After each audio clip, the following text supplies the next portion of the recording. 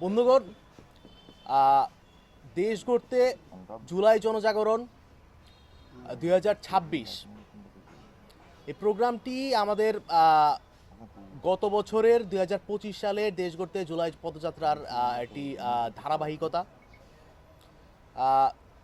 2024 সালের এই জুলাই মাসে এবং আগস্ট মাসে সারা বাংলাদেশের ছাত্র জনতা, নারী পুরুষ, শিশু, বৃদ্ধ, সকল শ্রেণী পেশার মানুষ, ধর্ম, বর্ণ, লিঙ্গ নির্বিশেষে সবাই জুলাই মাঠে নেমে এসেছিলেন।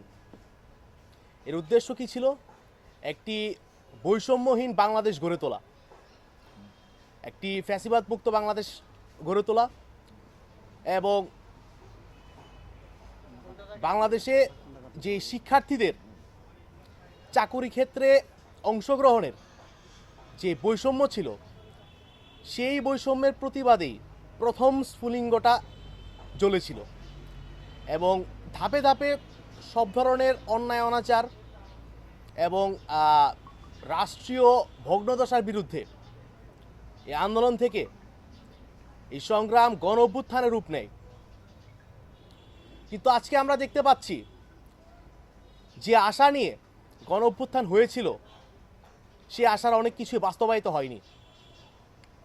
যেই চাকরির সমস্যার জন্য এই শিক্ষার্থীরা প্রথমে নেমেছিল,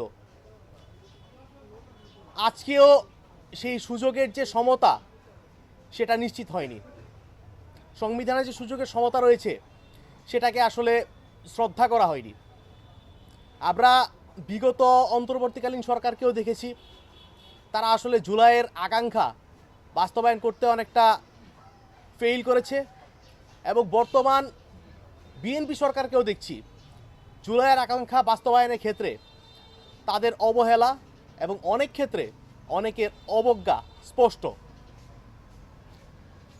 যে জুলাই সনদের ব্যাপারে গণভোটে বাংলাদেশের আপামর জনগণ হ্যাঁ ভোটে রায় দিয়েছিল, সেই জুলাই সনদকে নিয়ে যা মহান সংসদে প্রতিনিয়ত অবজ্ঞা, অবহেলা, কটূক্তি চলছে এবং আমাদের মাননীয় প্রধানমন্ত্রী যেখানে তার নির্বাচনী জনসভায় গণভোটে হ্যাঁর পক্ষে তিনি প্রকাশ্যে প্রচারণা চালিয়েছিলেন, আজকে সেই বিষয়গুলোকে সরকারের পক্ষ থেকে, বিএনপির পক্ষ থেকে অস্বীকার করার একটা পায়তারা আমরা দেখতে পাচ্ছি।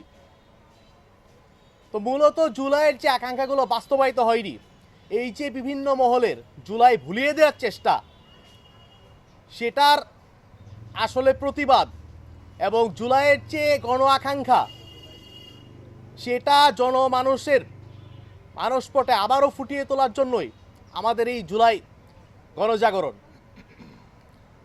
বুদ্ধিবৃত্তিকভাবে, অনেকে রাজনৈতিকভাবে, আমলাতন্ত্রের জায়গা থেকে বা আরও বিভিন্ন জায়গা থেকে জুলাইকে যে ভুলিয়ে দেওয়ার অপচেষ্টা করা হচ্ছে, সেই চক্রান্ত আসলে সফল হয়নি। জুলাই বাংলাদেশে আটকে নেই। এই জুলাই থেকে অনুপ্রাণিত হয়েছিল আমাদের নেপালের ছাত্র জনতা, তারা অভ্যুত্থান ঘটিয়েছে এবং জুলাই থেকে অনুপ্রাণিত হয়ে যে ফ্যাসিস্ট শেখ হাসিনা ভারতে পালিয়েছে, সেই ভারতের ছাত্র জনতা দিল্লি, মুম্বাই, বিহার সহ কলকাতা সহ বহু জায়গায় রাজপথে নেমে এসেছে।